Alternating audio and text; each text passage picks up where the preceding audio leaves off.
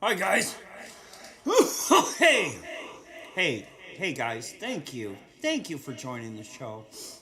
I appreciate you. I love you. And I'd like to take the opportunity to tell you that I love Jesus. As you see here, I love Jesus. Jesus. Thank you, Jesus. Everything I do. Excuse me. Everything I do. It gets a little dusty in here when I turn on the computers. I'm sorry. It's my fault. But I just want to tell you, everything I do is reverent and relevant. Meaning, if it's not ceremonial, it's not worth doing. And it's not sacred, and it's not honor, and it's not honorific. And I will not do music if it shames, if it hurts, if it punches down. I will not do music if it's anything to do with anti Semitism or nuclearism or communism or socialism or anything anti freedom. I cannot operate in that sphere. I've created a new sphere. It's called the Underdome. The Underdome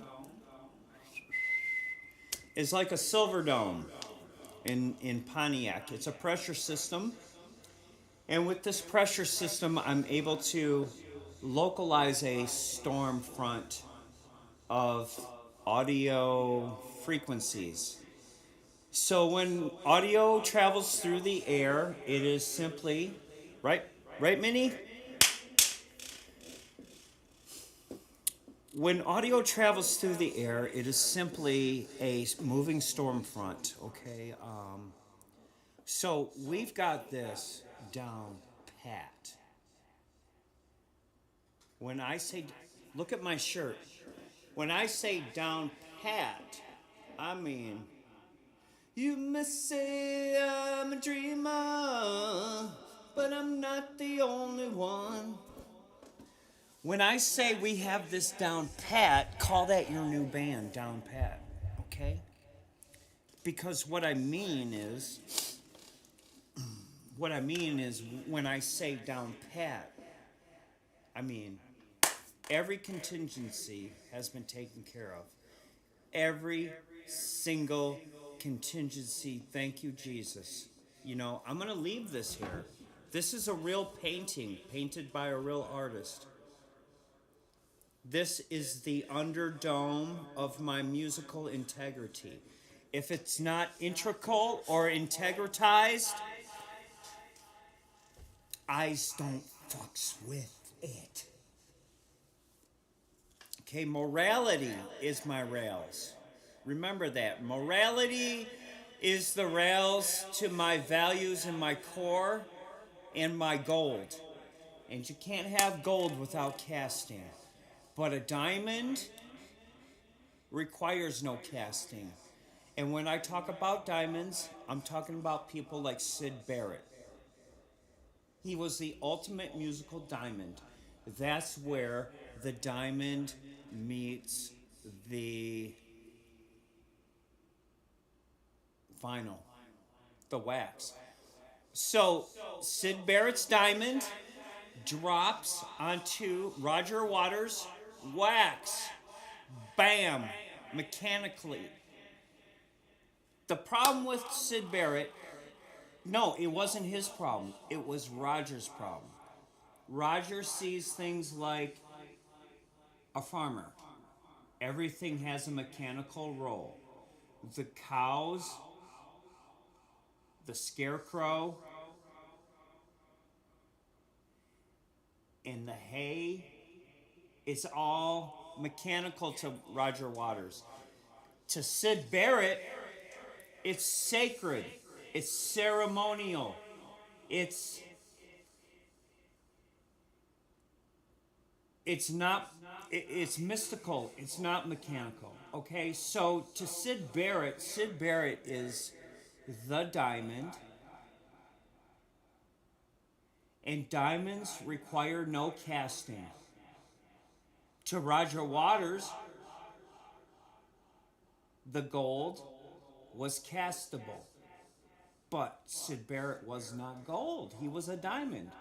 So, so the problem therein lies. I'm just trying to figure it out a little bit. I imagine Roger. No. Hold on. Let me just imagine that I'm Syd Barrett, and I'm looking out. I'm on stage, and I'm looking out at all the beautiful people, and I'm thinking to myself, the only thing that can mess up something this beautiful is me, because the lights are lousy, the speakers are lousy, the monitors are lousy, the microphones are lousy, everything's lousy except me. I am the seed bearer. I am the archstone. I am the bearer of the light. So he is the seed crystal. You get it? He is the lattice. Guys, I don't take drugs. No, I've gotten off the drugs. But what that did for me is it opened my eyes. Okay, I understand what's going on with Pink Floyd and Syd Barrett. Syd Barrett is pure legacy. He is a pure diamond, not in a rough. The way I look at Syd Barrett is you should put his diamond under glass in alarm systems behind the chorus screen, where he can't be seen and he can't be touched, but he can only be remembered behind the chorus screen. That's deep. Hold on, guys. Baby, I gotta turn. That's enough heat for you, baby. God dang. She's laying right under the heater. Anyways, guys, let me espouse more what I think's going on. Okay? Roger Waters thinks like a farmer, and I don't blame him. I'm not casting no shame or shade on Roger Waters. He thinks like a farmer. But this farmer found a diamond in the field. Now, those who do not honor the Archstone, those who do not honor the Celtic code, those who do not honor beauty, those who do not honor trust, those who do not honor promises, those who do not honor are doomed. So that's all that happened. It wasn't malicious.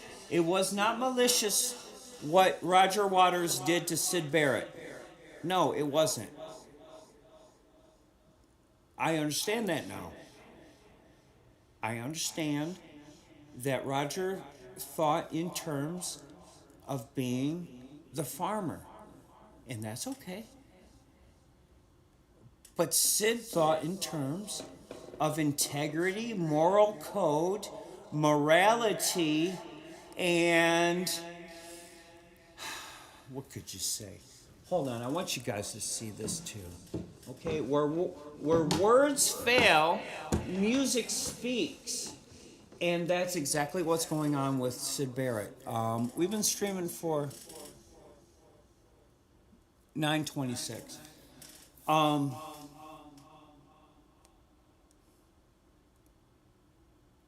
So I've listened to both sides, and I haven't even come to any conclusions. Okay, I still think about this and I ruminate, and I think what could have been, what should have been, and what is, and it's all hinge events. And I realize what David Gilmour brought to the table.